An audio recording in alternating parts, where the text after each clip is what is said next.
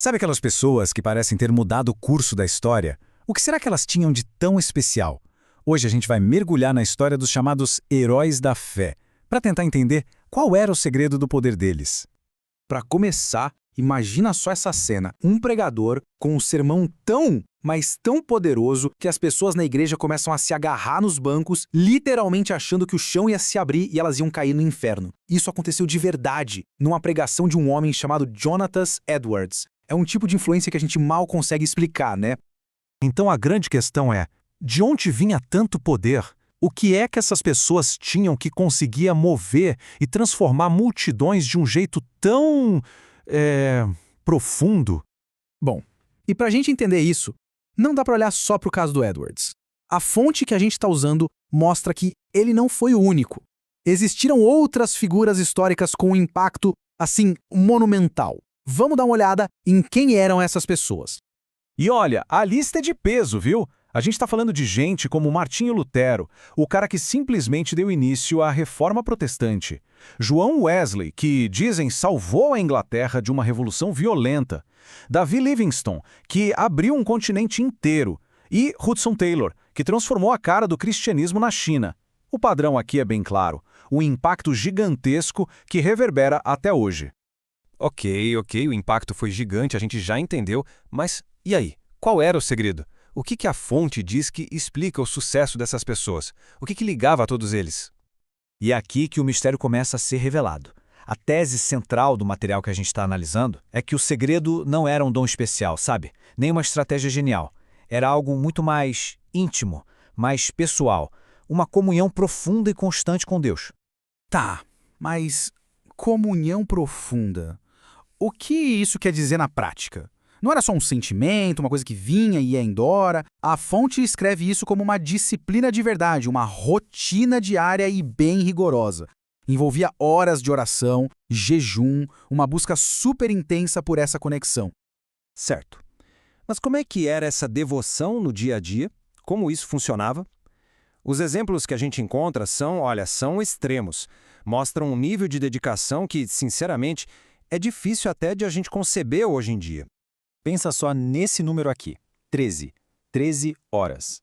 Esse era o tempo que Jonathan Edwards, aquele do primeiro exemplo, supostamente passava todo santo dia em estudo e oração.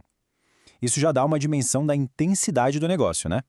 E não era uma coisa passiva, tranquila, não. Era uma luta mesmo. Uma entrega física que chegava a ser descrita como agonizante, esse relato aí, por exemplo, descreve alguém no chão, de bruços, suplicando a Deus com uma intensidade enorme. E o mais interessante é que esse padrão se repete. Adoniram Judson orava de madrugada. John Bunyan dizia que orar era derramar a própria vida. Davi Brainerd passava noites inteiras na floresta em oração. O pastor Risse, todos eles. A fonte realmente mostra que essa disciplina intensa era o fio condutor que ligava todos eles. Tudo bem, eles tinham essa vida interior super intensa. Mas como é que isso se transformava em força para encarar as dificuldades do mundo real? Dificuldades que, vamos combinar, eram inimagináveis. Como isso funcionava na prática? Olha o caso do João Bunyan. É um exemplo perfeito. O cara ficou preso por mais de 12 anos só por causa da sua pregação. 12 anos. Fisicamente ele estava confinado, mas foi justamente de dentro de uma cela que ele escreveu obras que até hoje impactam o mundo inteiro. É uma coisa impressionante. Ou então essa frase famosa do Martinho Lutero. Ele estava basicamente indo para uma situação de morte quase certa e solta essa. Mesmo que tenha tantos demônios quanto telhas nos telhados, eu vou entrar lá. De onde vem uma coragem dessas? A fonte argumenta que essa confiança inabalável nascia exatamente daquela comunhão. A história do Hudson Taylor, então, é talvez uma das mais chocantes. Pensa no cenário. Ele perde a filha, o filho e a esposa em um período curto. Depois sofre uma queda e fica com as pernas paralisadas. Fim da linha, certo? Errado. Da cama dele, deitado, ele ora e consegue mobilizar dezenas, e depois uma centena de novos missionários. É inacreditável. Então, vamos amarrar as pontas. Qual é a conexão final entre essa disciplina toda, essa vida interior, e o legado que essa gente deixou para o mundo? A fonte traz uns dados que ajudam a gente a medir esse impacto.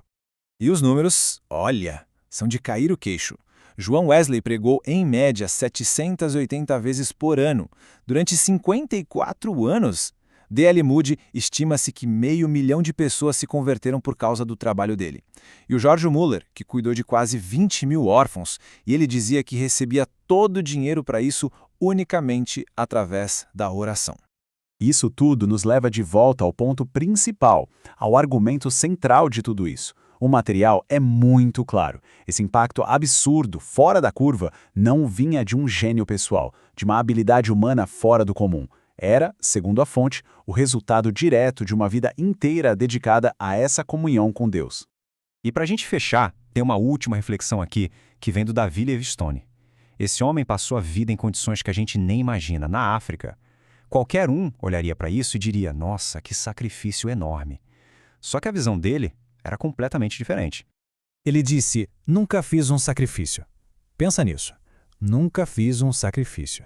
Essa frase, que parece um paradoxo, deixa a gente com uma pergunta no ar, né? Se aquilo que parece ser o maior sacrifício do mundo não é visto como então qual é a verdadeira fonte de motivação? De onde vem o propósito que move uma vida?